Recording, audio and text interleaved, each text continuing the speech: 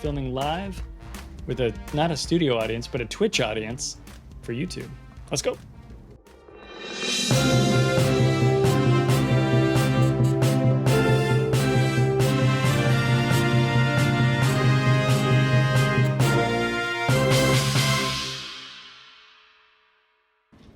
Alrighty, well, hello everyone, and welcome to Clyde Plays News. My name is Clyde, and with me here in the studio today is Mr. Skada. Skada, say hello to the people. Whammy! How the heck was your Thursday, man? Big news today. What do you think? My Thursday was fine. I saw we talked some this morning during the a little bit, yeah. The show. You were occupado. I was kind of paying more attention to it. I spent a lot of time talking with our own friends on Discord, on the Clyde Plays Discord. Spent a lot of time talking with another group, with the super testers on that Discord. Everybody, everywhere I went, had crazy opinions about all this stuff. So definitely the biggest news dump. But like we talked about a little bit earlier, it's kind of like one of the biggest news dumps of the year for this people. Is huge. When we finally get this, like, what are they doing for the Christmas or winter or end of year event or whatever you want to call it. So yeah, kind of crazy. Yeah, it was huge. And you notice they brought out the big guns, right? They brought out Chris Santos to talk through these articles. And, there were some delicate areas to cover in there. The community's definitely, I won't say on edge, but they're observant right now about all of the things that are going on with rewards and events and things, right? We had the super container change earlier in the year, and then we saw that come through the anniversary event, and now we're going into the next big event, and those are so close together, right? That people, we haven't forgotten. We're still thinking about those things. I think, as we'll see here, in general, I think they handled things pretty well, but I still think there's interesting corners and stones to overturn and look at here as we get into it. So our top story today is about our holiday celebrations. Actually, that's the first story we're going to cover. I put the titles in the wrong order. So what we're going to do is jump over and talk about our holiday celebration here. Let me pull up the window so we can go through it. Big news, basically. They've gone through a lot of the details here about the holiday celebrations. In other words, the Snowflake event that we always have starting in kind of November, December, and rolling into January. And it says here that with update 12.11, now I'll remind you, today, we're recording this on November 2nd. Today it is update 12.9, and I think it's like Wednesday, right, Skada, that we're going to 12.10? Is it this week? It'll be a week from yesterday, next Wednesday on NA, and I suppose it's Thursday on EU. So that's the 8th for us on NA. But I mean, within 24 hours either side of that for the EU server, and the Asia server will be in there as well. We're jumping to 12.10, and then we're gonna go to 12.11. So these are just a little bit more than a month away. We're going to kick things off. So part of what we're going to have for our holiday celebrations are these daily login rewards. And it says here the daily login rewards have been enhanced with some extra prizes, such as additional super containers and even some Santa's gift containers. You'll be able to claim a total of 4 Santa's gift containers. So when they say Santa's gift containers, those are the lowest level ones, right? Those are the cheap ones. Then there's the big gifts, and then there's the mega gifts. And we'll talk about that as we continue. And it says there'll be 2 of them for the first 3 days. Super containers await you on days 8, 16, and 24. 3 days of premium time as well, and then many more delightful gifts. So, that'll be economic bonuses, camos, credits, Commander XP, whatever they choose to give us. We'll have to wait and see what the details of that are going to be. And it says, additionally, you'll collect a sleigh full of presents through a variety of other sources. For example, 1 Santa's gift container just for entering the armory, another 5 of them in free daily random bundles, 2 Santa's gift containers for engaging in portal activities. Remember, when Wargaming says portal, what they're talking about is the website. Portal equals website. So if you see that language in the blog, that's what they're talking about. And then 1 Santa's big gift container for finishing 4 out of 5 Twitch drops missions. So just watching Twitch, you'll get more containers. That's a lot of free containers we can get there. They are, of course, the lower value ones, but you'll be able to pull some of those prizes just for logging in and doing real basic things. So the economical among you, the free-to-play players, should definitely be looking for things like that. Battle performance bonuses. Scott, I'm going to pick your brain on this as we get going, but let me get the basics out here. which is as is tradition. For a game the last few years, you'll be able to collect battle performance bonuses. We think of these as snowflakes, right? This is when you get a win or a certain amount of XP in each of your ships, you'll get a reward around the holiday season. And it says here, you'll be able to earn those by reaching base XP thresholds in battle aboard your different ships. There are some slight changes from last year to better scale the rewards per ship, per tier, but with the goal of keeping the rewards the same level. Now, last year for tiers 5, 6, and 7, all of those ships gave you 750 coal. This year they've made it a little bit more tiered, if you will. So your tier 5 ships are going to give you 700 coal, your tier 6 ships are going to give you 750 coal, and your tier 7 ships are going to give you 800 coal. I actually don't, I haven't done the specific math to check this out. I don't think this is a huge impact for most players. I think some players probably have more 7s than they have 5s. And so that's probably actually a net gain if that's the case. If you have more 5s than 7, it's going to be a net loss. But all in all, I think as the math kind of goes on this, I don't think this is going to be a big impact for most players. Scott, thinking about the coal rewards for the 5s, 6s, and 7s, for you, is this a wash, do you think? Or is it something that's actually going to have an impact on your coal income? There's, looking at ship tool, there's like 62 tier 5s in game. And that may be some ships that not everybody has, right? There's a lot of 5s that are out of the game, but things like Julio Cesare are so rare, right? Yeah, so like that number at 5 isn't the end of the world. At tier 6, there's actually in ship tool 82 ships. Now, briefly looking at the list, some of these ships really aren't in our game. Like there's the Russian tier 6 Tech Tree submarine that hasn't been released yet. It's not released, yeah. There's a bunch of there's some new black ships and things like that. There's also probably some stuff that's out of the game like T61.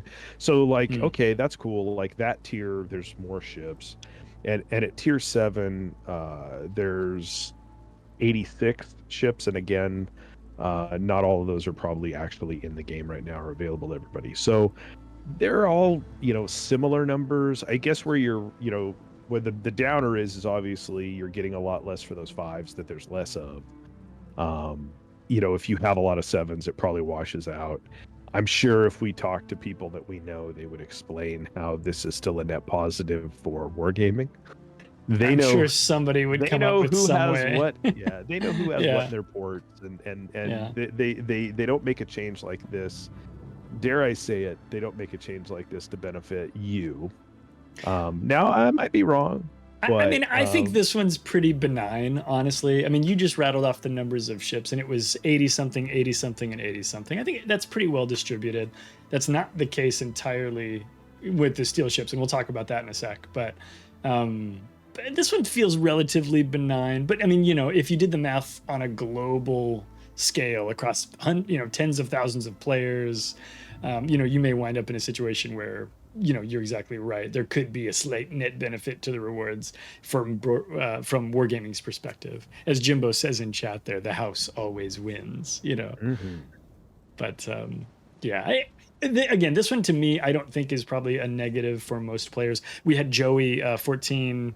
Is it 2 14s? How many 14s do you have in your name, Joey? Joey 1414 in chat just said that, oh no, I'm a new player. I have a lot of 5s and not very many 6s and 7s, right? And that's true for players like Joey. That's going to reduce the number of coals that you get a little bit, right?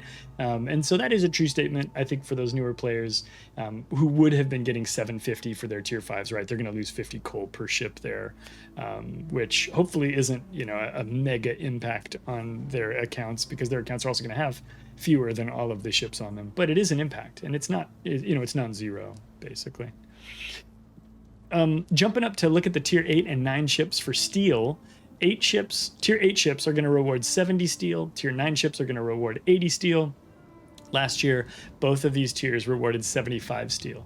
And I went and I looked at, I made the assumption that all of the tech lines that have tier 8 ships also have tier 9 ships, was kind of my assumption, right? So I think the tech lines are a wash. If you have the 8 and the 9 from the tech line, you're going to get 70 and 80. You add those two numbers together, it comes up to 150. If you got 75 and 75, you'd add those two numbers together, and it's 150. So for people who have both all the 8s and 9s for all the tech lines, that's a wash. But for premiums, there's I think I looked it up, and there were about 61 tier 8 premiums and 39 tier 9 premiums. So for folks who have all of them, and that's not everybody, let's be realistic, but there is a slightly heavier weight towards the tier 8. So in this case, you will get a little bit less steel.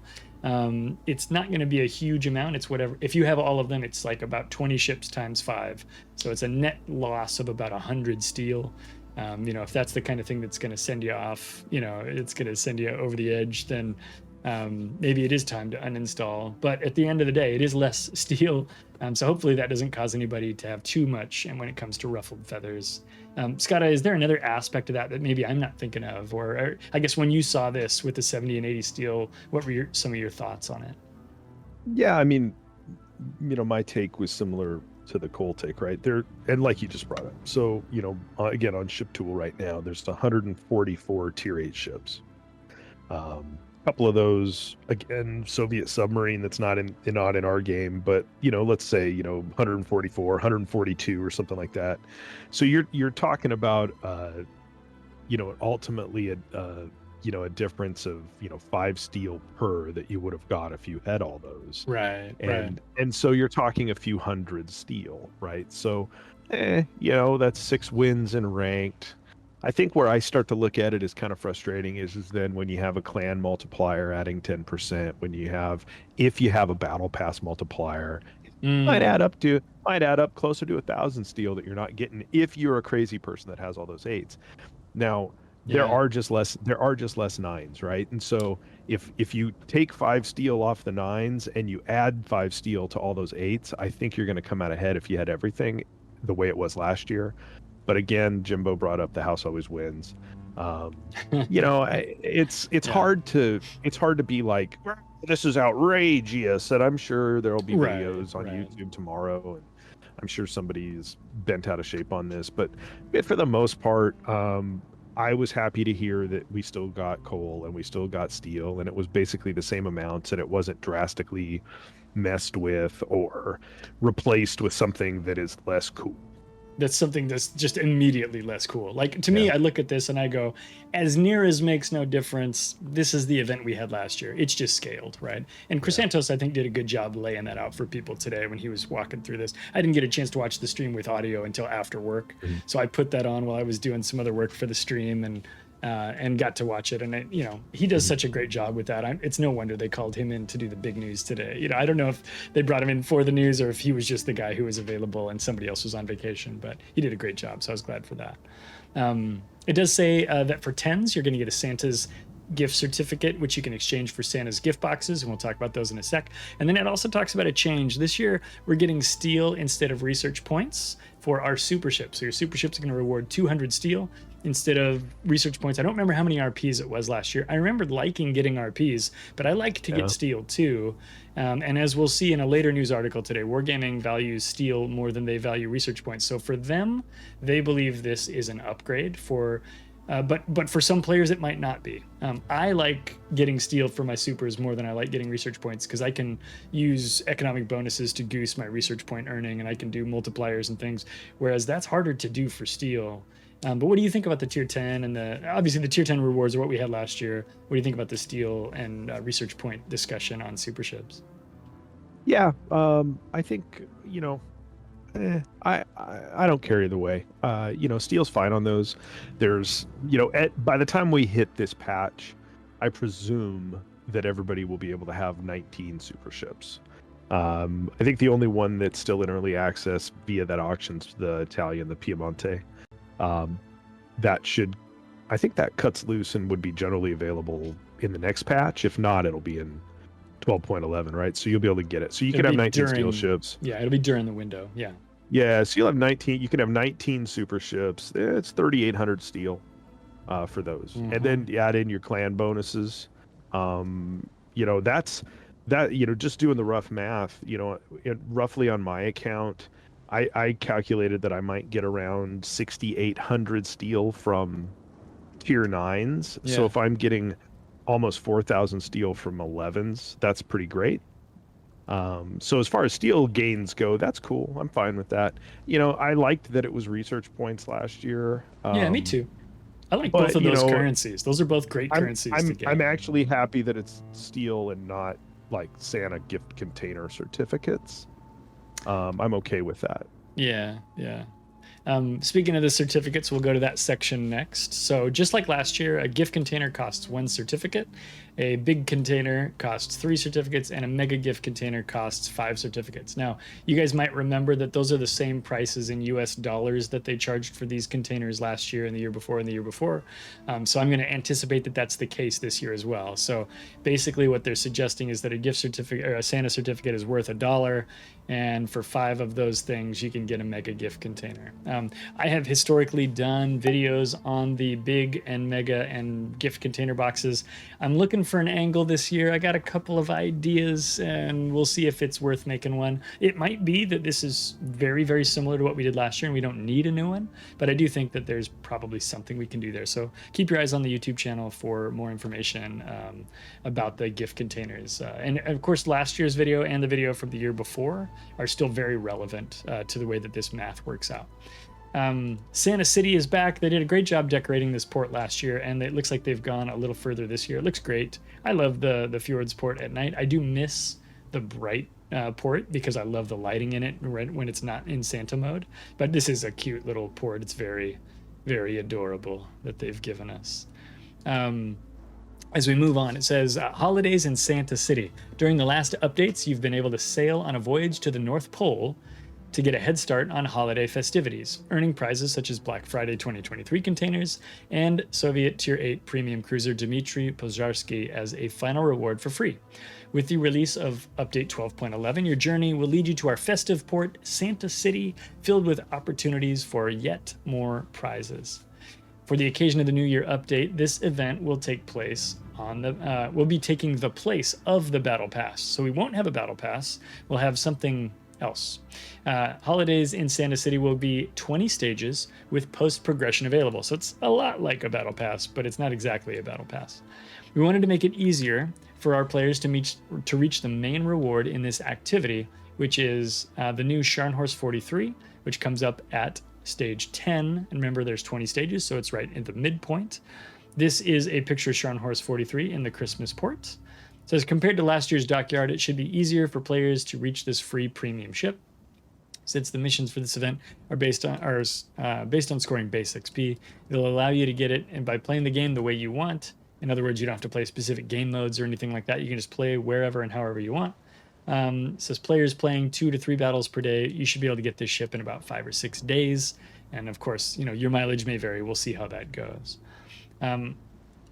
Jumping down, it talks about some more of the awards that you can get, which include some Merry Christmas and Flickering Sparkles flags, some coal and some steel, 23 different Santa's gift containers of varying sizes, with 3 mega containers being the final prize. And then it says for folks who unlock the paid side of the progression, you'll also be able to unlock Stored 43. Now, Scharnhorst 43 and Stored 43 are not added to this event on accident.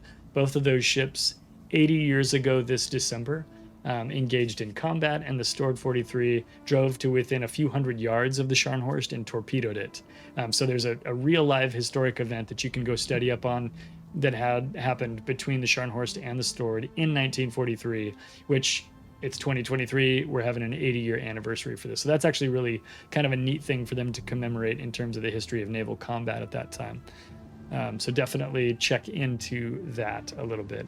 Skada, they went to some lengths to say this is not, where is this? They said it's not a battle pass, but it seems to behave and act exactly like one. I think perhaps they're trying to differentiate it because there's like 2 premium ships, and it's kind of, they're wanting it, I think, to be a special one. But I mean, in terms of calling it not a battle pass, I think the motivation there is really just to not set our expectations for a battle pass to be this high for the future. I guess, what's your read on that? What do you think? One question that was asked was, what does the premium side cost? And they refused to answer that. I was curious they said, about we that can't too. answer that right now. And so personally, I believe this isn't a battle pass because I think the premium track is going to cost more than 2,000 dubs. Gotcha. I think I wondered about that too.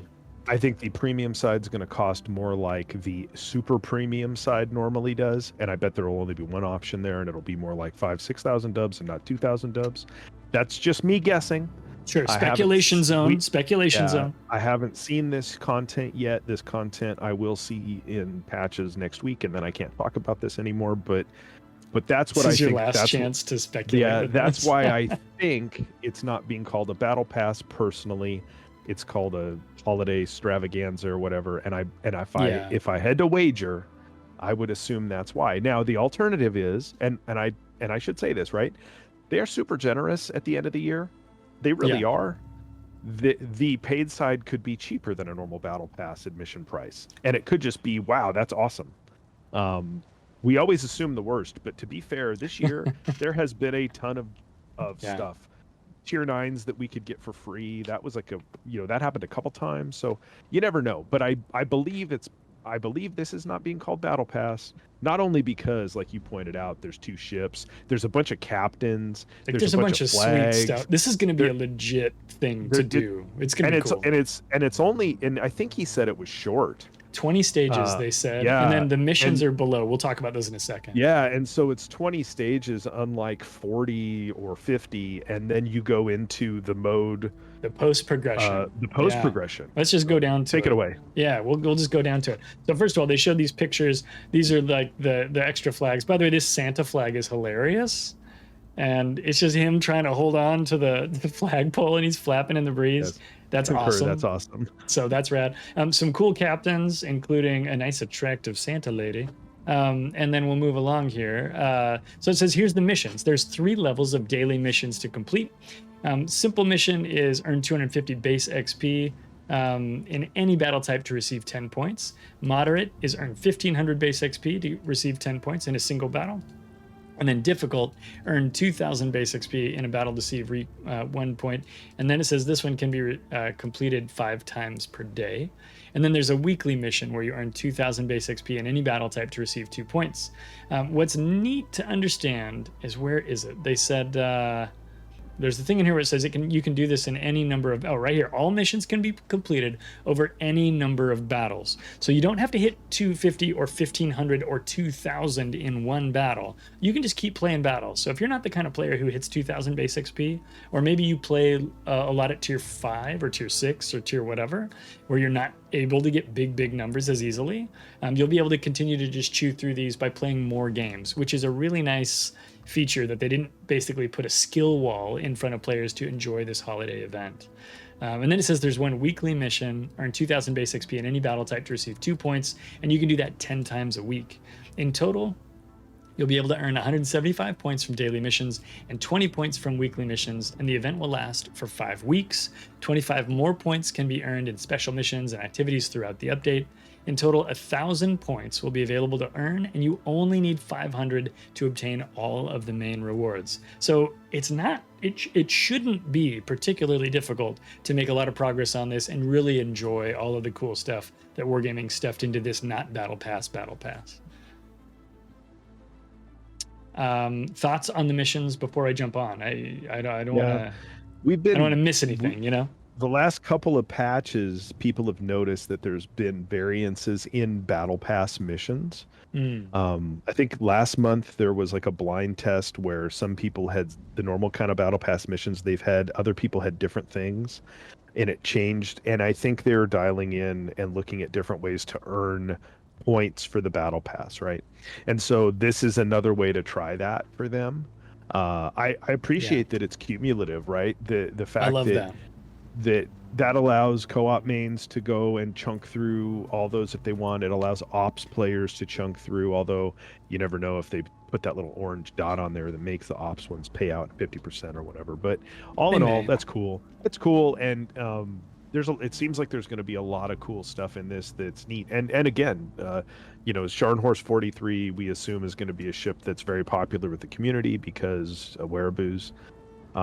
Sure. Well, historical significance, Wereaboo's, commemorating an interesting event. There's a lot of reasons for that boat will be popular. So plus, I don't know. It's going to be easy to get. 2 thumbs up to this thing. It sounds cool. I had a couple of comments in chat about Santa Lady. Bowmaster says, I hope Santa Lady has a voice pack. Yeah, that'd be cool. I think that'd be really neat. I happen to know they have some Italian female voice packs from World of Tanks. So I don't think that's beyond reasonable expectation. And then Betaflex says, I like how they don't have the must-win condition on these missions. Agreed. Yeah, we got rid of must-win. That's not a thing for this particular run. So you just get to log in and play World of Warships the way you like to play it and earn base XP and unlock stuff. That's a pretty cool way for them to do that, frankly. Here we got the changes to Santa's gift containers. This is one that a lot of us were really curious about what was going to happen.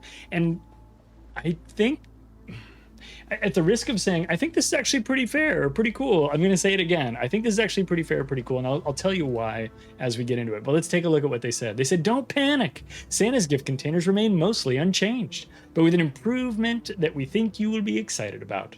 An updated, shortened ship drop list. Last year's containers featured a ship list of 174 ships in total, and this time, instead of just adding new ships to the list with the ones released last year, we've also removed 40 older ships to make it easier for you to obtain your desired ships. Now, normally when we hear them removing ships from the list, that makes us nervous because we don't want them to remove rare, difficult to get, or fancy ships. But on the official stream today, they're like, no, it's pretty much the ones that you can get in the store. And we have a list of them here that we'll look at. So these are the ships they removed. They removed Moskva, which you can get for free. So you don't want to get it out of a I paid money for it Santa box. You can get Kaba, which is a free boat. You can get Black, which is a free boat. Or you can't. These are removed ships. Flint, which is free, Marceau, which is free, Hayate, which is free, Yoshino, which is free. And this continues on and on and on. Now, some of these boats, when we get down to the tier 8s, remember, tier 8s are only available for doubloons. You can't get them for coal. You can't get them for research points. You can't get them for steel. So these are boats that you can basically buy in the premium shop. I looked over this list briefly. I didn't see anything in here that's not easily available for either money or resources, but I might have missed something. If I did, chat, let me know. So largely what's in here is stuff that you can get in other ways. And for longtime players, these might be boats that you already have. I want to jump to the added ships list, and then I want to throw it over to Skada to kind of get his take on this change. So they added new content, basically, that came out either really late last year or during this year. They added Tashkent 39, Tromp, which was a late 2023 ship, Brisbane, which everybody's excited about, Colossus, Jaeger, Almirante Grau, Velos, Alliance, and so on and so on. Now, a lot of these ships you can get for free too. Brisbane is a coal ship. Tromp is a coal ship. Jaeger was available for free through missions. Tashkent was available for free if you spent a bunch of different kinds of resources. But a lot of these are these, tier 8s and these other boats that were challenged, or that are money ships, or that you couldn't get in certain restricted ways. I gotta say, I look at this list and I see a lot of boats that I think are really good boats. I think Tromp is fun and worth getting. Brisbane, I think, is a fantastic boat. For you CV folks out there, Colossus is good. Jaeger has proven to be very popular. Almirante Grau is perhaps one of the most fun and powerful ships I've played that Wargaming's put out in a long time. I love that boat. Velos is good. I get down here. I'm not a big Sun Yat-sen fan. I'm not a big Halford fan. Nottingham's not as bad as people make it out to be, but it is a fun ship to make fun of. Carl was very popular. Skada, what do you think about these changes? We removed a lot of these old ships that we've had ready access to for a long time, and we've added in the new stuff. For me, I think if you're trying to get a specific ship out of the list, that makes it easier for people overall. But what's your take on thinking about these changes, maybe what Wargaming was up to, and what you think maybe the net result could be? I looked real quickly at the current, because if you pull up the containers page, the web page, current, last year's Santa containers are still what's up there, right? So they didn't, as far as I can tell, remove anything from the rare list, right? And that's great. Like your Thunders, those things, they're still available in those crates. They're the hard to get ones, but they didn't remove the rares. And when I look at this big list of removed, it's a lot of the freemiums, right? It's everything. It's coal. In fact, there might be some on here or some not on here that I thought would be. Like, I don't see, like, is Aegir on this list, on the removed list? Like, I was trying to figure out, like, if all of the ones that were free XP that recently converted to coal, if they're all on this list. Like, I don't see Aegir on here. I don't see Maybe it it either. is. You're right. But I see, like Azuma and I think some of these other ones might have been on that conversion, maybe not. What I agree with Bran brought up in our chat is there's a lot of really good tier 8s on here that There they are. are taking out. There are. And so here's my hot take on that. Alabama, like whatever, but Mines is really good. Mine's is awesome.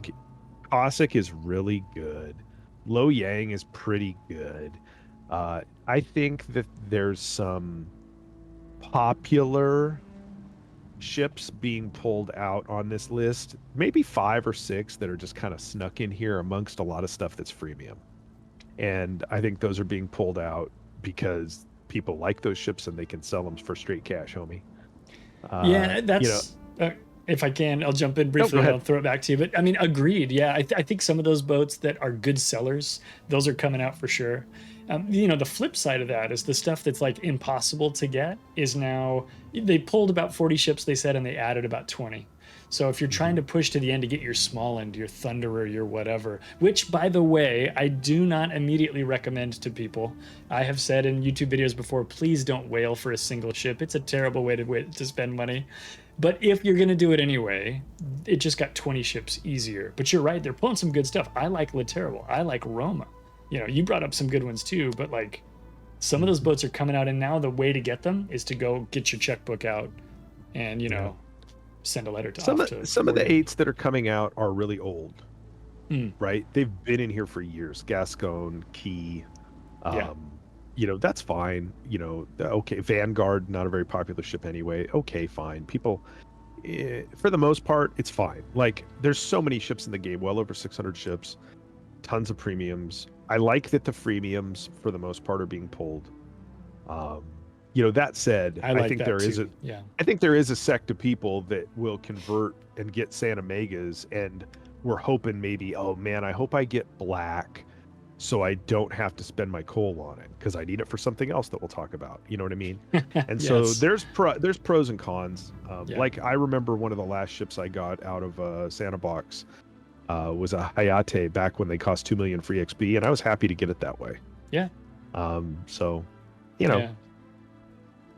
Yeah, that's how I got my A gear, and I thought to myself, well, that saves me 230,000 coal or whatever it costs, right? So, like you say, pros and cons. All in all, I think pulling some of these boats, I think most people are looking at this bottom chunk, the tier 5s through tier 7s, and they're going, sweet, those are off the list, right? Now, I happen to like playing all tiers. Kirov is a great boat.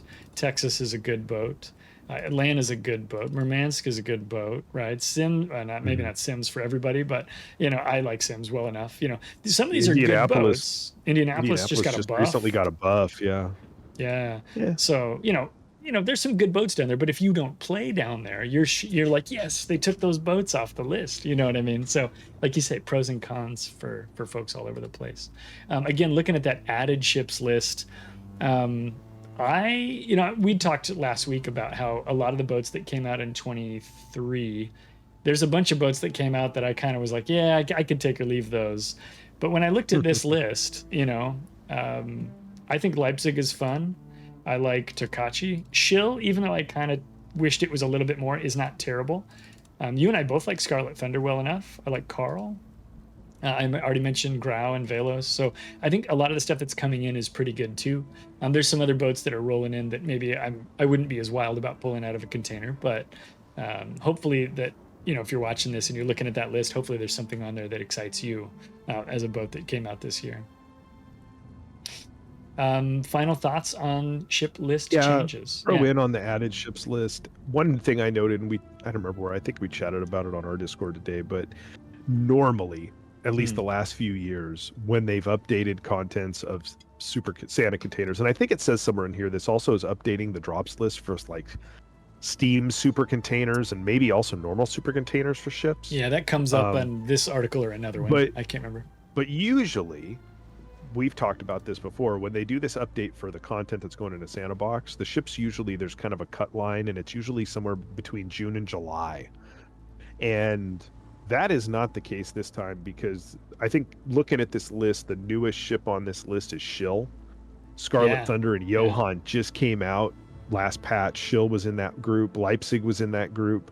So like they went right up to this like 11.9 or 12.9 or whatever. They went really deep into the 23 ship list for adding some of this new content. And there's some great, like you brought up. I think for the most part, the ships you named off that you like are the same ones I like.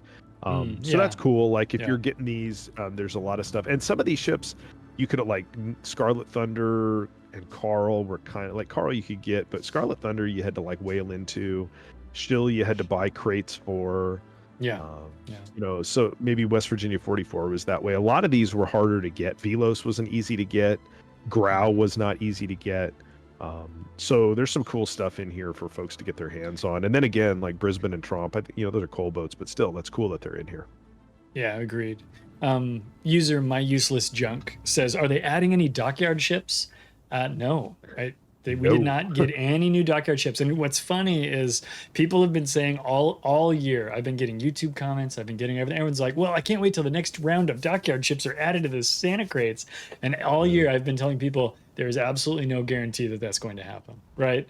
Yeah. I'm actually surprised. I was hoping all year I would be wrong, but they did not add them, right? So we're not going to see them this season. Maybe next year. Maybe. You never know. Gives them an opportunity if they want to do retread dockyards like they did with PR, maybe. Sure. If there's we talk in the inside baseball, is there a content slowdown because of stuff? And, that's a possibility. I think somewhere I was chatting today and we were talking about the other event that they unveiled that we'll get to, but that's also using the salvage for victory is also a way you could salvage out getting people to get some of those boats that way too, maybe someday. For real, yeah. Just Chegg, former Wargaming community manager turned personal streamer, I guess.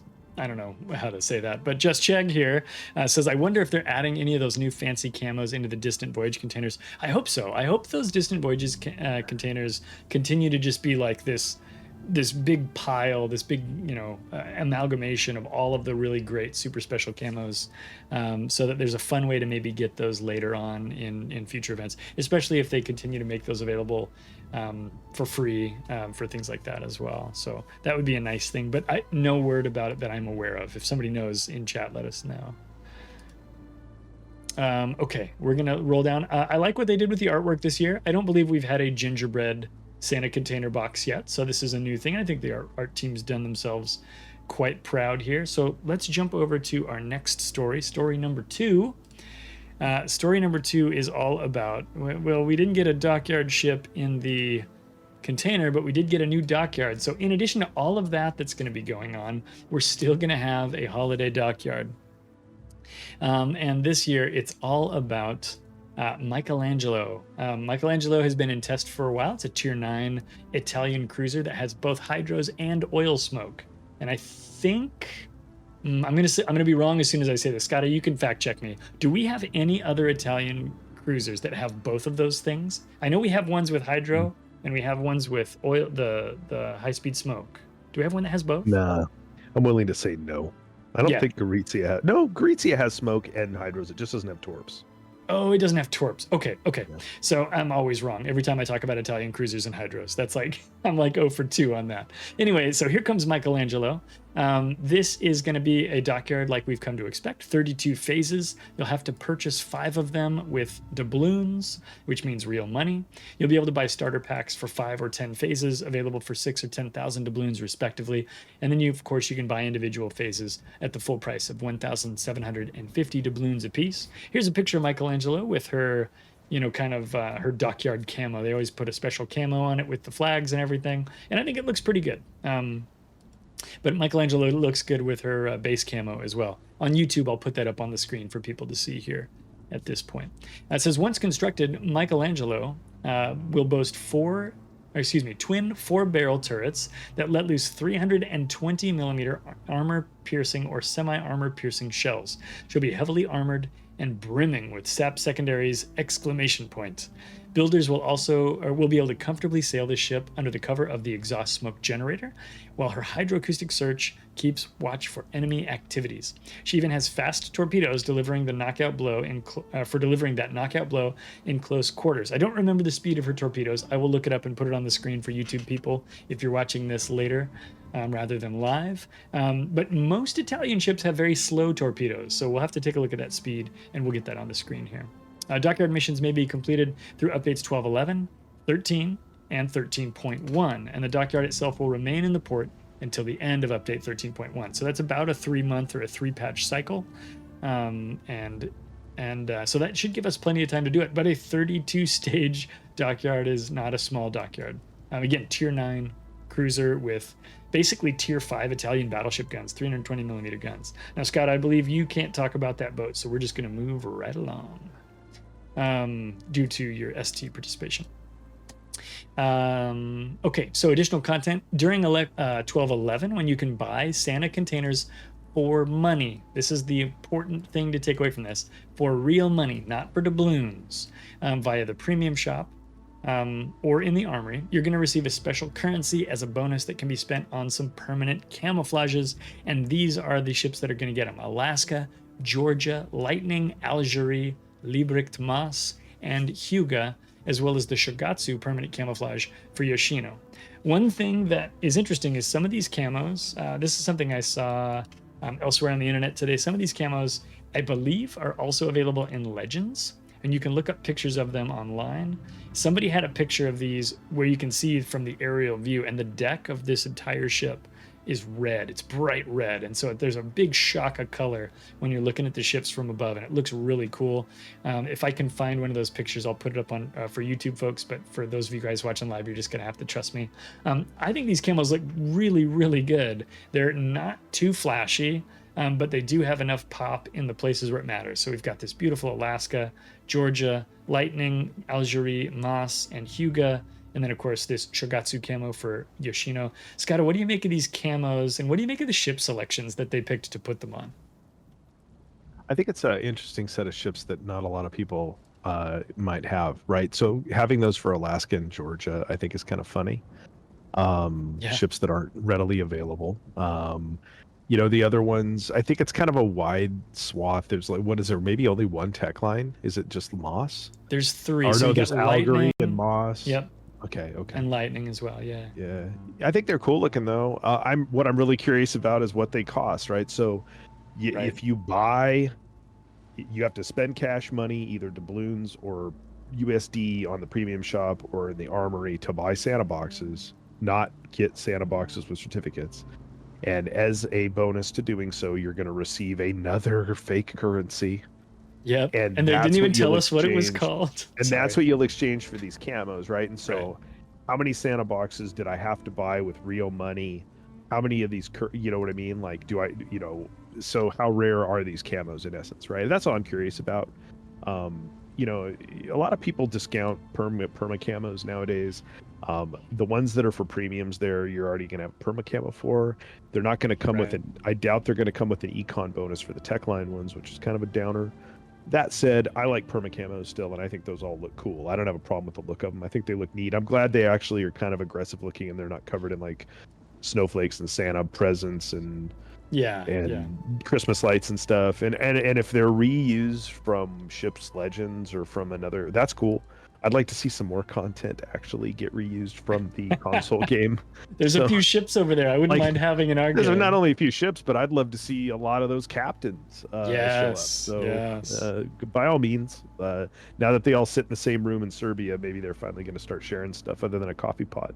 That's right. I do like your comment too about how, now these are not necessarily the Christmas camos, but they are coming out, and like you said, these are going to look just as good in December as they look in May and as they look in July, right? They're good looking camos.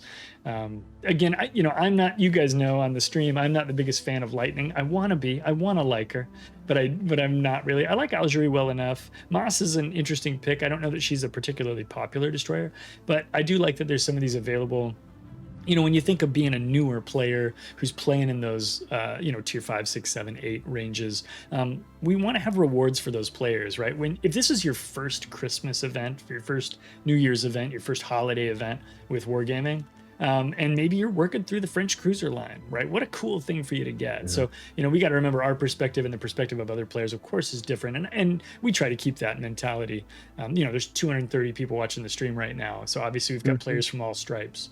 And I think these kinds of camos are cool. Like you said, what are they going to cost? The only way to get them is to put more money into the wargaming machine, whatever your local currency is. And so I don't know that they're going to be super popular. It kind of depends on, maybe you get a token every time you buy a box and each one costs 1 token. That's super cheap, but maybe they're much more expensive than that. We'll just have to wait and see. Yeah, go ahead. If I bought 100 USD worth of megas, I better be able to get all these, and I bet I can maybe get 2. I feel the same and predict the same. I bet you're only going to be able to get a couple, and I imagine that the lower tier ones will be cheaper, right? Like if you want to get the Alaska and the Georgia and the Lightning, that'll probably be pretty costly. And then of course, don't forget Yoshino. This is a tier 10 down here. I'm okay with forgetting Yoshino. I'll live. You'll be all right with that. All right, let's move on. This is what you were talking about earlier with the super containers and steam container content has been updated. It says here we've added the following ships as possible drops from the super containers and steam containers, and this is a pretty familiar list. I have not checked to make sure it's ship for ship the same as the change to the Santa boxes, but my suspicion is it probably is. These look like all of the same ships, and I don't see anything here that surprises me on that list. And then after that, they updated the contents of the tier 6 elite container. That's the container that definitely will include a premium tier 6 ship in it. They added Duplex and Leipzig to that container. For the tier 7, they added Tokachi and West Virginia 44. For the tier 8, Schill, Alliance, Grau, Nottingham, and Numancia. And then for the tier 9, Velos, Sun-Yat-sen, Halford, Jaeger, Johan, and Scarlet Thunder. To me, this is housekeeping, right? This is just an editorial update to make sure these boxes are current and they've got all of the cool stuff that is just new for the last year. So good to see them keeping these boxes up to date, so that anybody who doesn't have these, and now you're maybe looking at opportunities to earn these kinds of containers, which are rare, you'll be able to get some container or some ships that are newer that came out this last year. Any thoughts on that other than they put new boats in the boxes? Yay. Yeah, good update stuff. Like somebody mentioned earlier, they're going to put all more new camos in the summertime fun crate. I don't know. I haven't seen that crate get updated in forever. Yeah. But I'd like to see that get updated, and it's good to update these things. Again, these ship containers are rare as all get out. Can you buy maybe the tier 7 one with community points? You can maybe buy like that, something for community like that 6 and the 7 one, so that's cool. Those are updated. The 8 and the 9, like that tier 9 one is like a thing that you see them give away, we're doing a portal event, and or for a contest. The top 3 guys that had the most shell hits with Kitakami over the last 3 months are gonna win a crate. So it's like whatever. Like, okay, cool. You can buy the tier 6 or the tier 7 crate, and the tier 5 crate, and the tier 2 through 4 crate in the community. So I think the only one there that got updated was the tier 7 crate in the community token store. So that's good for players who maybe are sitting on a pile of community tokens and you want to make sure you've got, and now maybe there's new ships available for you. These 2 ships got added to Kachi, West Virginia 44. That's cool. That's cool. I was talking the other Especially day. because those are free. 30, 40,000. I don't know how many of those community tokens you get them from watching streams and stuff. And I just have a ton of them. There's nothing for me to buy in there. And so that's neat. I'm sure there's people like me that then will get these and go, oh, cool, I can go get a ship container and actually get something. Real quick, just a couple of notes down here at the bottom. We are getting not all new, but some updated commander skills in update 12.10. You can check that out in this video that I made for you. This is also on YouTube on my channel. So if you didn't catch that news when it came out originally, go watch that video. I break down all the skills, whether or not, or how I think they're going to affect the ships. And of course, it asks you for your opinion as well. So if you enjoy that video, if you watch it, hit me up in the comments there about it. We're going to go to our third news story today. And that is this one right here. This is all about the Salvage for Victory event. This one is probably, despite the fact that both of those articles were huge news. One of them was, here's how we're doing the holiday event. The other was, here's a new dockyard and all of the trimmings that go with that. This one, heaven forbid, is perhaps the most the most talked about news article that they've put out. And I don't think we'll be able to cover every single aspect of it here in the news today, but we're going to do our best to go over it. The Salvage for Victory. This is just like the recent event they did with the French battleship Champagne, where you could spend all kinds of wacky different resources to push into a pile to ship off to Wargaming to pay for the Champagne. So you didn't just have to buy it with dubs, or you didn't just have to buy it with free XP or coal or whatever single currency. You could bring currencies together, kind of like what they did with Tashkent 39. They're doing it again, and this is the biggest one they've ever done. And it's multi-stage, and it's got a bunch of ships and wonderful crap in it, and it's going to be expensive. So let's talk a little bit about what's going on here. It says, after many moons, Kitakami will finally make her return. We faced some rough waters on the way to seeing this unique ship on the high seas, which led us to consider a unique distribution method for her. We'll use the mechanic of the Salvage for Victory event we tested in Update 12.9 as a way to obtain the Champagne. We designed this event around the theme of cruisers to provide players with the opportunity to unlock new exclusive ships consecutively for coal, steel, and research points. There will be no limits on the usage of any of these resources, and additionally, you'll be able to use some of your World of Warships premium time to complete up to 16 stages of the event at any point. Please keep in mind that due to the unique nature of Kitakami's gameplay and status, we're reintroducing her primarily for our long-term players, or with our long-term players in mind, who collect ships and have already accumulated a large amount of resources in game. This is a difficult message to deliver. If you're the guy who works at Wargaming, you show up to work and your boss goes, hey man, I need you to tell everybody that one of the most anticipated ships of all time is coming out, and it's going to be really expensive, and frankly, it's not for everybody. All right, good chat. And they clap you on the back and send you out to the stream. This is a tough message to deliver because it's just not for everyone. It's also fair to put out content that is what we consider end game content for players who've been playing for years and years and years. That said, I think this will strain the coffers of resources for a lot of players. Just because you've played for a long time doesn't mean you can afford a Kitakami. Right, I think that's a true statement, and we're going to learn more about this as we study the economics of this event and as we see it roll out and it starts to happen for sure. So here we go. Now I see a comment from Snow Mongoose real quick, and I got to address this. Snow Mongoose says, "Shock! Wargaming cares more about whales than noobs."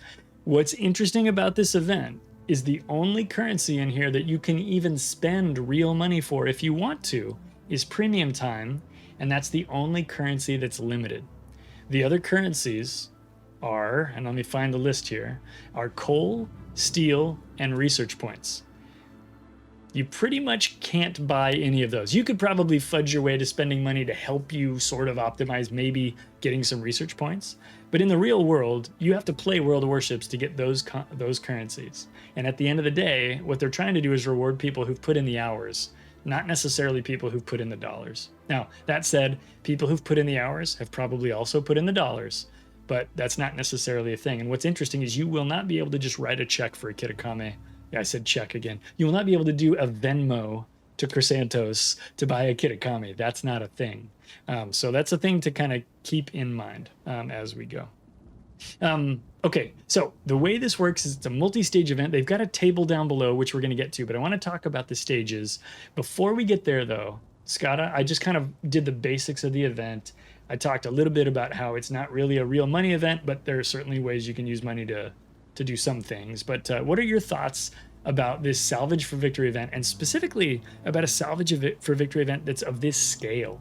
The Champagne one was big. This one is bigger. Yeah, when it was called Salvage for Victory for Champagne, I thought that was appropriate. It was a bunch of different things. You could use credits. You and I both did that one because we got stuff out of it. I used a combination of premium time, credits, Commander XP. I might have used some free XP, maybe that was in there. I know I used some coal.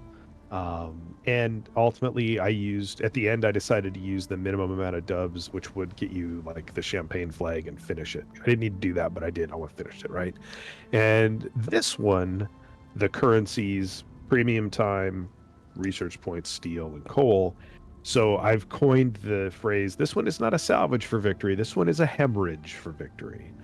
Yes, I We're saw not, that in our Discord. we're I not, laughed out loud. I use that in a few Discords today and I got other people saying it. So we're trying to get it to catch on. Oh no. But I feel like this is the hemorrhage for victory, and rightfully so. That's the intent. We've talked about this for a year and a half. It used to be the war on credits. It's a war on players that have, I know players this morning, anecdotally, today when we were doing this recording, they opened the auction for the Smolensk Black, and Smolensk Black is being auctioned for coal. I saw two players, one I'm friends with, one I know anecdotally, and they said, I'm bidding 1.3 million coal, and the other one said, I'm bidding 1.5 million coal. And then the 1.3 million guy was like, oh, having FOMO, like, oh, I didn't bid enough. So these players exist. The guy who bid 1.5 million coal said he has like 2.1 million coal, right? I personally recently was almost up to 1 million coal. I'm not there now because something finally came out. I spent some coal. But there are players like that. Just like I don't have gobs of steel, we know plenty of players. You look at CC's playing on Twitch, you'll see guys that have 100,000 steel just sitting around, easy peasy. These are the guys who buy steel camos for the Howdenlau, right? They don't care. And so there is a large sect of players that have been around forever that have tons of these resources and nothing to spend them on. And an event like this put in by Wargaming using those resources lets them clear the deck.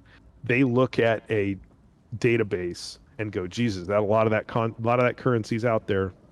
And if people are sitting on that currency, and they put out a ship for that currency and it gets bought immediately, that doesn't keep anybody playing.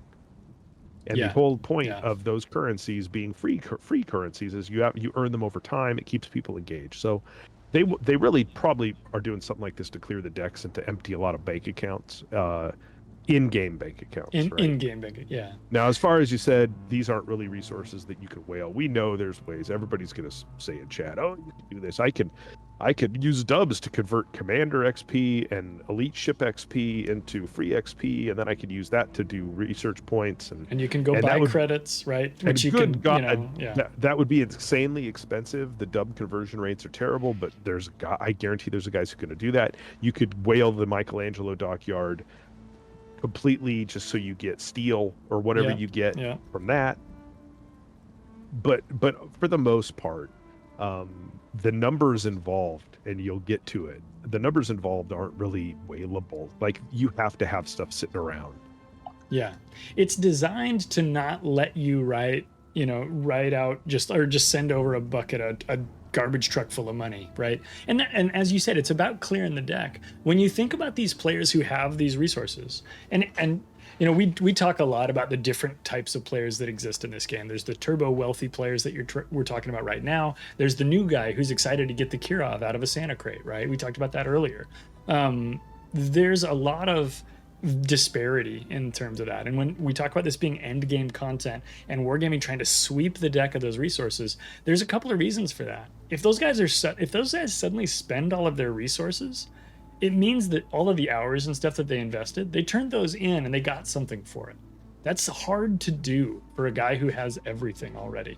And he's just sitting in his Scrooge McDuck money bin on top of, trillions of tons of steel and coal and everything, and wondering, why am I still playing this game?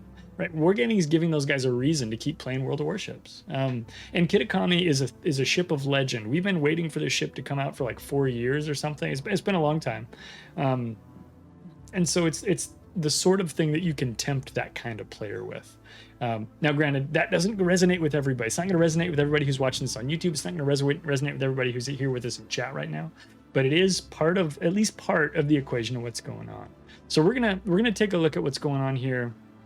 And take a look at these stages. So you may remember the Champagne event, and it had a few stages that dropped different prizes, one of which was the Battleship Champagne. This one has a few stages that drop a few prizes, and there's multiple ships in this. What's cool about this event is maybe you're not going to be able to get Kitakami, but you might be able to get this first ship in the list. So the first thing you're going to get is 4 Santa's big gift containers. And that's at the 3rd stage. But the 8th stage, which is not very far in, you're going to get the Elli. Now, some people don't play tier 6. But the Elli, I can sit here and happily tell you, is an amazing ship. She's a Duca d'Aosta that has a good gun range instead of a bad gun range. And she's a lot of fun to play. She's pretty fast, and she's really, really enjoyable to play. This ship is hands down better than the Duplex, and I don't know how Duplex won the popular vote before, because Elli is just way, way, way more fun to play. So if you do ever play Tier 6, and all you do is get to Tier 8 here, that's a worthwhile ship to get. I can easily recommend this boat to people who like light cruiser play and like that mid-tier action. This is a super fun boat. So I'm so excited to see them finally bringing this out. And frankly, they're doing it in a way where you can get this boat absolutely for free, which is awesome. If we continue on, we've got the Francesco Ferrucio. That's going to be available at the 16th stage. Now, this ship is still under NDA, so neither Skada nor I can talk about the ship and what she's like. She's got 8 152mm main battery guns with a great firing range, and the aft end turret can rotate 360 degrees, which is awesome. She has access to HE and SAP shells with flat ballistics, which allows for steady, long-range striking, but she has lower damage per minute. The SAP shells in particular have exceptional ricochet angles, which make them very highly reliable for dealing damage. Additionally, she's equipped with 2 quadruple tube torpedo launchers. This is always so hard to read. There's such technical text. And while having a slower speed, they make up for it with low detectability and a 13.5 kilometer range. That's very standard when it comes to Italian torpedoes. The ship's weaker armor and health pool are offset by high speed and good maneuverability, as well as excellent concealment. Now, some of you in chat are listening to that description and going, heck yeah, dude, that sounds like a ship for me. And some of you are going, next, let's see what else they got. You know, I can't speak to my experience with this boat, but there's a brand new premium, potentially 100% free, depending on your resource stockpile. And one thing I want to point out is we just talked about the Santa crates and all of the coal that you're going to be able to farm off of the ships that you have in port, and maybe even some of the steel you're going to be able to farm. You're going to have more resources when this event is active than you have right now. So bear that in mind. And it depends on the number of ships you have. Not everybody's going to be able to grind up tons and tons and tons of coal, or tons and tons and tons of steel. But remember that you do have an opportunity here to unlock a little bit more. Skada, we're only partway through, but I want to pause there. Any comments or thoughts about kind of the event, how it works, and maybe even just the disposition of these two ships being in the first half of the stages, or the first third, really? Yeah, I can't talk about the ships at all. Sure. They're both under NDA for me, but I'm fine with the concept of there being a bunch of ships in this event. What I'm curious about, and what doesn't necessarily read into this, but kind of came across in the stream, was they say, okay, 3rd stage is for Santa's big gift containers. 8th stage is Elli. 16th stage is Ferrucio. At every stage, there better be something. I think that the other stages are going to have things. I think it's more than likely it's going to be the standard offerings of free XP, Commander XP, Silver, Signals, yeah, economic bonus pack, economic bonuses and signals. But I'm assuming at every stage there's something. I think they may have implied that or said something along those lines, but we don't really know right now.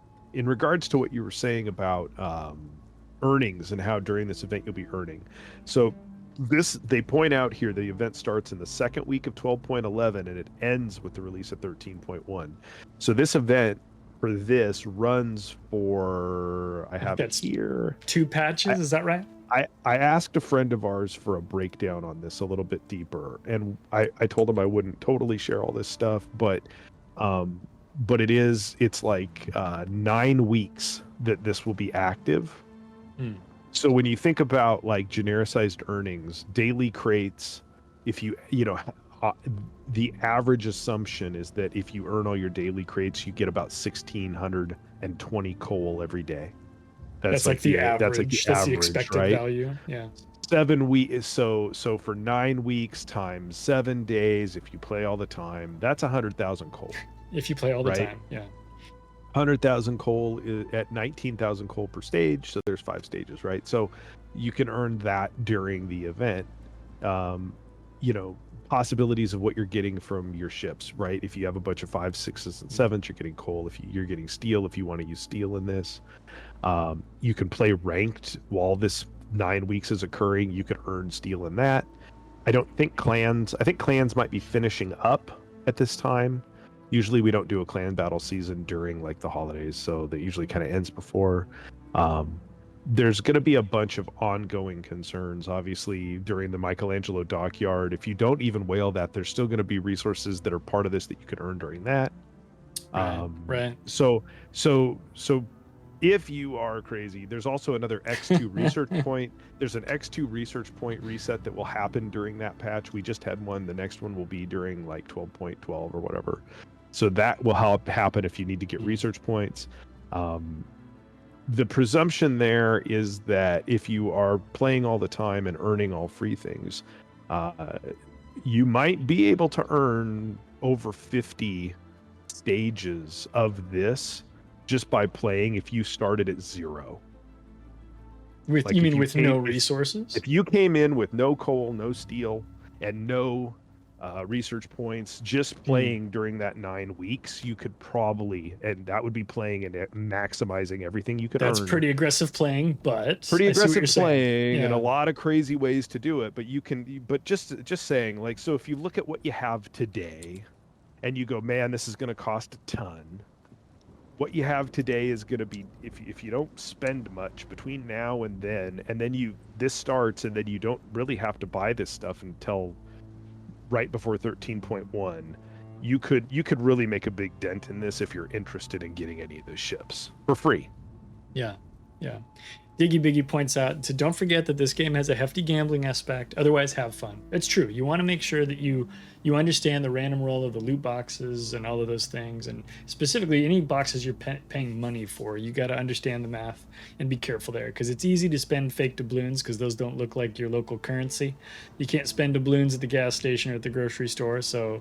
It's just one of those things where we want to make sure we understand what we're spending. And that's one of the things that we're a big proponent of on this channel. Both Scott and myself, we go, okay, what are we getting ourselves into here before we get ourselves into it, right? And that's definitely something you want to monitor for. Skada, that's really interesting math you've done or participated in getting done at least. So there's a lot you can do for free. It is very aggressive in terms of playing. Most of you are starting with non-zero resources. And again, you don't have to get to Kitakami to get something awesome out of this event, right? Elli, the first ship on the list, is great, right? And I can say that because my NDA has lifted on it. Skada will share his opinion at some point in the future, probably shortly after these stages are available. We'll talk about Elli together. Somewhere between 12.11 and 13.1 and 8 things into this when I can get Elli, I can talk about it. God, I was going to put out a 2-hour YouTube video all about it. No, I'm just kidding. As we continue on, HMS Defense. Now, they played this ship. I don't know if it's actually an HMS. I think this is a fake ship. But they played this ship on the official stream today over on the EU stream. So if you want to go check this boat out, especially as you get a little closer to the opportunity to unlock it, you'll be able to go back and watch that stream. I recommend watching it soon so you don't forget where it is. But Chrysantos played it. I saw he pizza partied in at least one battle, so that was cool. Defense is a 6-gun cruiser at tier 10 that has the 356mm battleship guns off of lower tier British battleships. Her British HE shells have a high penetration and fire chance, while her AP has improved ricochet angles, and that is good. I love the British shells that have improved Rico angles. The large caliber main guns are a threat to be reckoned with, despite their lower damage per minute.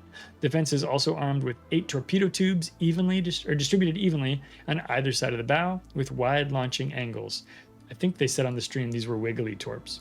Her consumables are repair party, hydroacoustic search, and short burst smoke generator, all in different slots. So there's no swapping, there's no picking which of your favorites that you need there. So that is Defense. This ship is still under NDA. Neither Scott nor I can speak about the Defense right now. But again, you can go watch some gameplay right now over on World of Warships' official Twitch page on one of their VODs.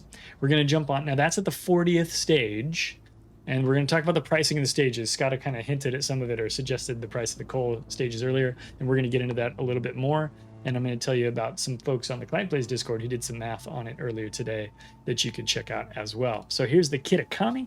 Kitakami, the legends were true, it says. Kitakami enters World of Warships with a fearsome capability of launching heavy torpedo salvos, albeit with a very fragile hull. The Kitakami is based on the Kuma, which is a tier 4 Japanese cruiser and was one of my favorite ships when I first started playing this game way back in 2015. Each side is equipped with 5 quadruple torpedo launchers that are loaded one at a time. That is to say, all 5 torpedoes are not reloading. It's like you have a reloader crew that has to go down and reload each torpedo launcher, so they got to do them consecutively, as it were. Reload times are low, so players can elect to launch torpedoes as they become available, or to amass them over time and unleash a mighty wave of destruction. Fast, lower damage 12-kilometer torpedoes are available, as well as hard-hitting 20-kilometer deep-water torpedoes similar to those on Asashio. Take care to keep Kitakami hidden with her low detection range and smoke generator. And because a small health pool and very exposed citadel can lead to her very fast demise if positioned too aggressively. She comes equipped with exhaust smoke generator, engine boost, and repair party. A unique and stylish Kitakami permanent camouflage and memorable flags for each of the above ships will be available as a bonus reward at the 100 stage. So if you get all the way to Kitakami and you go, you know what? I'm going to throw some more resources into the resource hole. You can get up to some very, very unique and what are definitely going to be probably the rarest camouflages in this game. At least some of the rarest camouflages in this game if you push up to the 100 stage. That to me sounds insane. The permanent camouflage for Kitakami will only be available as part of this Salvage for Victory event, so be sure you earn it while you can. Now, one of the things that they made sure to drop was they said, listen, this is endgame comment. This is for people sitting on enormous piles of resources, and we promise you that after this event is over, we will not put Kitakami out in the game for at least 2 years. They didn't say in exactly 2 years, but they said for at least 2 years. So I don't want to create FOMO, but I do want to report what the facts of the matter is. And the facts of the matter is, if you want to get Kitakami and you want to play it before 2025, you've got to get it in this event. Now, do you need Kitakami? I can't talk about the ship. It's under NDA. Skada can't talk about the ship. It's under NDA for him too. But this boat is very unique, and it's been very anticipated. We can certainly say that much. But it will be basically have this period of exclusivity for people who actually push through this event and this event only.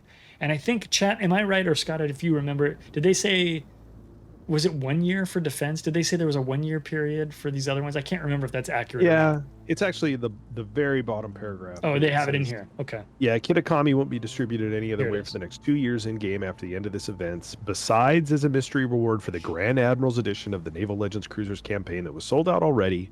Yeah. So the book, we all knew it was poorly veiled. The 50 guys, I think it was, who got that $400 version of the book are going to get Kitakami. They paid $400 to get it with a book. Right. It says, we currently have no announced plans for her future distribution, but we'll inform you the top of the time. As mentioned above, permanent camouflage for Kitakami will never be available again ever. And then it says the other ships won't be distributed in any other way for at least a year. So FOMO on those as well. Yeah. You know, you look at the other ships on there, you know, Ferrucio and Elli being lower tier ships, I would presume those would show up in an armory at some point. Defense is a 10, I would presume would end up being something that comes out as a coal ship or a whatever, steel or research point ship later on, right? Sure. But also, you know, locked behind this event for a year. Right. So again, we don't want to be farmers of FOMO, but it is the facts of the situation. So we did want to talk about it a little bit, so nobody was surprised later. If you watched this show, now you know. Phil Greenwood says, "Wait, it's a cruiser, not a destroyer." Yes, it's a cruiser. It's got very low detection for a cruiser, but it's still a cruiser. It has a citadel, as they mentioned in the description that I read earlier. So she is a cruiser. But she is a torpedo dumping machine. So that is what's going on here. Now, the event information, we talked about it having 100 stages.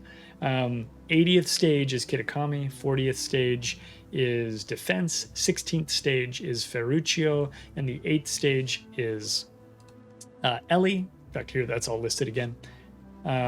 So it says here, this is what you pay for each of the stages. 2,400 research points, or 1,700 steel, or 19,000 coal, or 60 days of warship premium time, and you can only use that for 16 stages, as they mentioned higher up in the article. Now, earlier in this video, I was talking with you guys, or this stream, I was talking with you guys about how Wargaming values steel higher than research points. This is one of the ways that we know that. They're charging less steel for one of these phases than they are research points. So if we take a look at this, these costs are not cumulative. you've got to add all these together in order to get down to the bottom ones. Now, you don't have to do all this math because Betaflex, who is a member of the Clyde Plays community and Discord, did a lot of this math for you. It sounds like this is probably being done on the DevStrike forum. It's probably being done in other Discords as well. And there's a bunch of interesting math that you can check out right now on the Clyde Plays Discord. And as a result of Betaflex's tireless efforts in doing that math, I was just really pleased that I saw he did that this afternoon. And I posted in Discord, I said, you know what's great? What's great is that Betaflex does this math, so I don't have to, because people used to ask me to do it all the time, and now Bflex does it for me. So for this, I have decided that Betaflex is going to receive the Discord Member of the Month award, and here's a picture of him we hung up in the hallway. We're not going to do this every month, but right now, Betaflex, you are the you are the Discord Member of the Month, and I appreciate you for doing all the math that you always do. And I know that the members of the Discord are big fans as well. So thank you very much. Guys, can we fill the chat with Top Guy emotes? Hey, what's that calculator say? Oh, that's a sassy little calculator. That's a sassy little calculator. Can we get some Top Guy emotes in there, guys? Please make sure Betaflex knows that he's appreciated, because he does a lot of math for people who don't want to do math. But thank you very much, Betaflex. Appreciate it. All right, let's get back to it. We'll go back to our third story here. So this is going to be expensive. It's going to be very expensive. Skada, do you have a strategy? I mean, you're going to probably try to get at least some of these boats. I don't know if you're going to try to get all of them. I don't want to put words in your mouth, but when it comes to you and your personal disposition, is there a resource you're going to lean on first? And maybe which ones are you going to save back because it's more valuable to you? I have a lot of premium time, because we always joke about how I always get premium time. Even when they removed premium time from Supercontainers and they made it like the rarest drop, I still get it. You still got a bunch of it multiple times. I felt bad for you. And so I have, I think right now 1,200 days of premium time. I think roughly, if it's 60 days per stage at total of 16 total, that's something like 900 days. Yeah. So that would basically cut my premium time down to less than a year. Yeah. So that made me nervous, because I thought, well, I'll probably be playing this for a year. Yes. But presumably I'm probably going to use a chunk of my premium time. And then coal, right? Coal is the next least valuable research that's easiest to earn. Yeah. I don't have anything else I buy with coal right now, other than modules, because I'm out of coal ships to buy. So I'll use coal. I only have currently my personal stores are down to about 550,000 coal today. Yeah. By the time this event happens, just roughly, I'll probably be back close to 700,000 coal, and then I can earn, penciled math, 170,000 plus clan bonuses during the event off of my 5s, 6s, and 7s. Yeah. So I can get probably to defense on coal. Close. Yeah. Okay. That's a lot of stages. And that's a lot of coal. And so basically getting to defense, like that costs 57.95, 152, and then 456. It's a huge number. It's actually more than it costs for Kitakami just at that point, because then you're going 16 stages or whatever it is to get from defense to Kitakami. Turns out though that I need 16. I can buy 16 stages of premium time. So if I get through defense on coal, I could then transition to use up 900 something days of premium time, of which I might be inclined to buy discounted premium time that they sell at Christmas to make that easier. This is one way you can sort of whale that. That's the way you can whale that, because usually you can only buy that once. And so yeah, that's my plan. My plan is to stay away from my research points pool and my steel pool as much as I can, because I have research points boats and steel boats to buy still. Yeah, I know.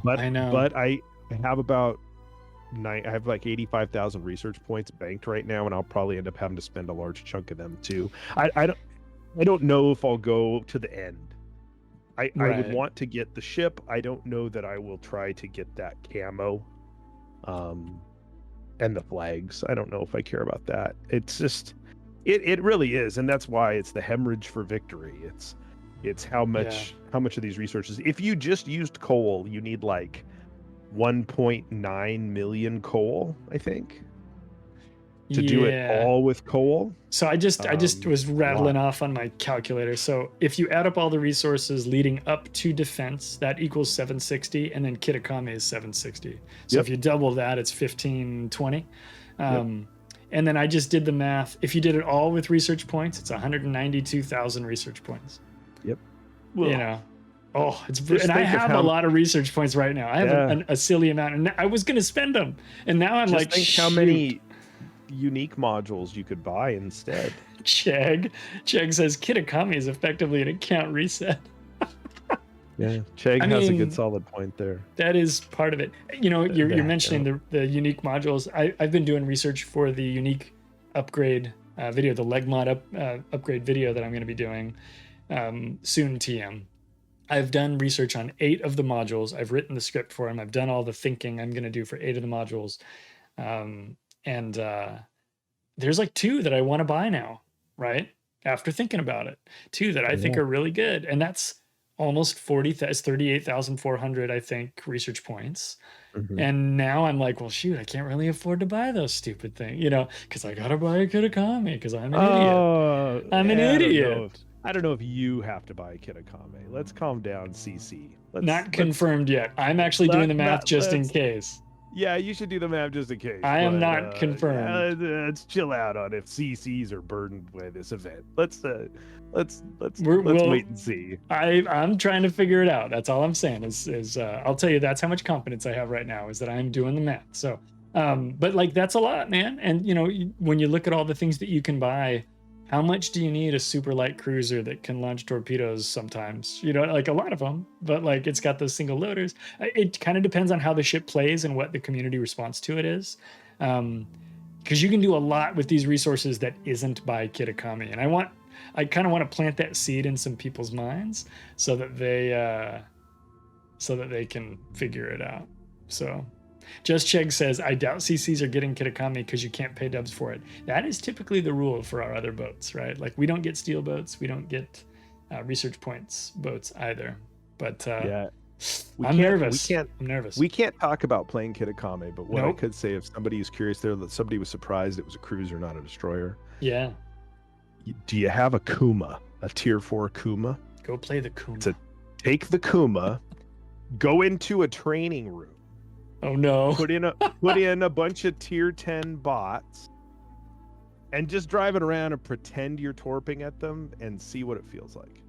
To be fair, the torpedoes on Kuma are not the torpedoes on Kitakami. And you can read about Kitakami on the dev blog. That is up to you to read about. Kuma you have in the client. You can check it out. But it's a Kuma. Like, that's what it is. But it's got some more stuff on it, right? It's got This more was a torpedoes. real... God, I love it. At least this was a historical and real Yeah. ship.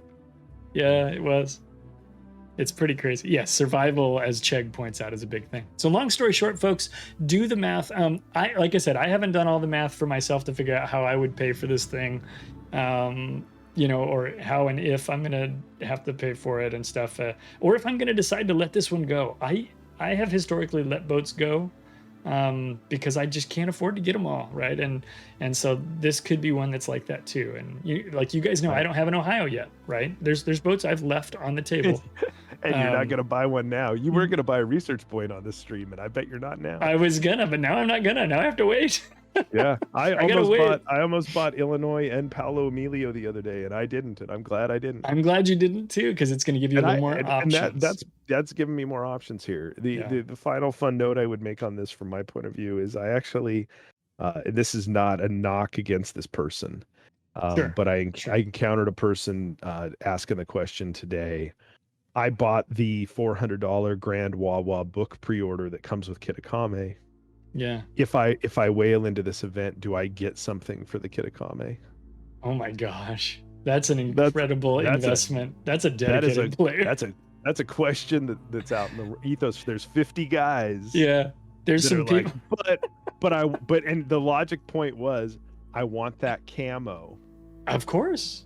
Well, I there's want that fancy camo. So what do I get? right now thought, there's ooh. 10 guys in a conference room at Wargaming headquarters in Serbia trying to figure out how to answer that question because they never thought anyone would ask. Yeah, the answer to that question, in my opinion, is you're going to get a big bag of credits. Yeah, Mike from the Waterline videos and Seraphis are sitting in a room trying to figure it out. Chrysanthos Right. is pouring a cup of coffee in the background. Yeah, there's Oh my one gosh. light. There's one light above a table that kind of swings back and forth. That's like an interrogation room. Is that what the offices are like, Chegg? Chegg says that question's being answered in Chechnya, so never mind. Sorry, take everything I just described, put it in another city I've also never visited, and then just, imagine that. I'm sorry. Thank you, Chegg. And honestly, it's a question I would ask. That's the kind of thing I would have asked in the past. It's a great because question. I've that's a question where you're like, well, if I have the thing and you give, because sometimes when that happens, you get a big pile of doubloons, but Kitakami is not being sold for doubloons. And it doesn't have, it's not it was associated with any currency. It's associated with all of these currencies, right? Yes. So it's a complicated question. Yes, as somebody said in the chat, the only currency that this event is associated with is despair. Yeah, I did see that earlier, by the way. And I feel for you, sir or madam. I would like to show that picture of Betaflex again, because I worked really hard on it this afternoon. I hope you guys enjoy it.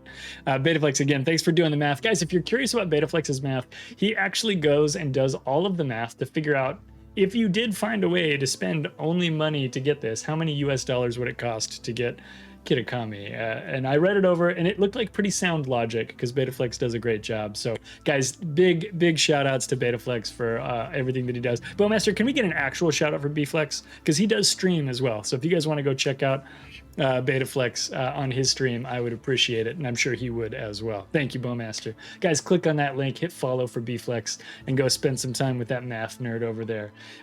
One more thing I wanted to cover with y'all is this. This is the coming soon poster for the second annual Golden Barnacle Awards. Now, I say it's coming soon because I have an incredible mountain of work to do in the next 4 months, but you guys are going to think, hey, dude, this is 4 months away. That's not soon at all. But I want to let you know, we are doing the Golden Barnacles again. This was our Oscars-style award show that we did last March, and we're going to do it again in March of 2024, where we celebrate all of the ships and all of the crazy stuff that happened in World of Warships in the previous year, in 2023. And I can't wait to see you guys there. I am currently working out how this is going to work. I'm making funny videos and jokes. I am trying to figure out who's going to be our hosts, who's going to be our judges, and all of the logistics that go into making this event at least a fraction of a shadow of what it was last year. We had a really great video or a really great time with this last year, and you can check it out on YouTube. The video is hosted there, so please come. You're right, Chegg. I am the host. However, we will have guest presenters. Who will be our guest presenters? And so we are really hoping that you guys choose to come and spend some time with us for the Golden Barnacles. Remember, if you were here last year for this event, I hope you had a blast with it. And of course, if you want to come back, tell a friend. I think last year we ran the event for something like 125 people. And I would love it if we could break that record and do a bigger event this year.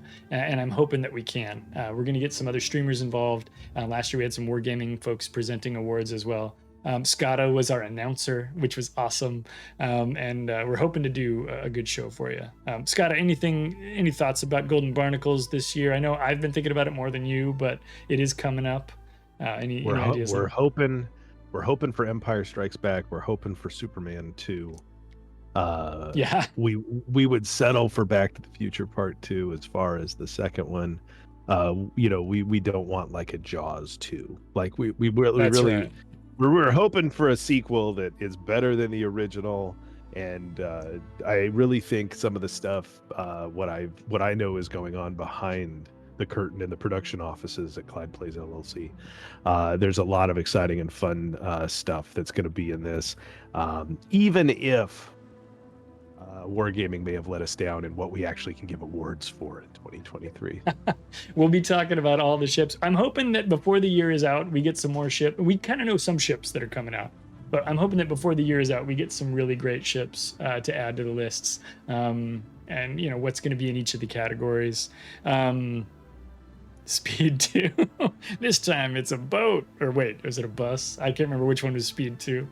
Anyway, with all of that said, Skada, thanks for joining me for the news, my friend. We're going to do our closing music here. Everybody, thank you so much for watching this video. It was a long one, and I hope it was worth watching and entertaining. If you enjoyed this video, you'd probably like other stuff on the YouTube channel. If you're watching on YouTube, check it out. If you like this show on YouTube, you'd probably like it live on Twitch as well. You can check us out over at twitch.tv/Clyde Plays Live.